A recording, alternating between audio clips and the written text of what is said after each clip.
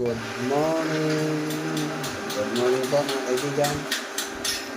Ito na naman po tayo. Ayan po, magkakapit na kami ng gagawa po kami ng elevator. Ito. Patas. Ayan.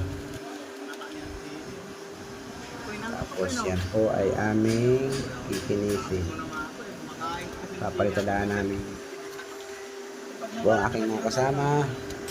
Yan po ang buhay namin bilang isang construction worker. Huwag naman tayo kasi marangal naman po ang trabaho natin. Kaya wag po tayong mahiya.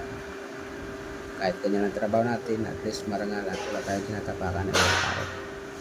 Pa-support naman po, pa-like, share, and subscribe. Maraming salamat po mga kaibigan. God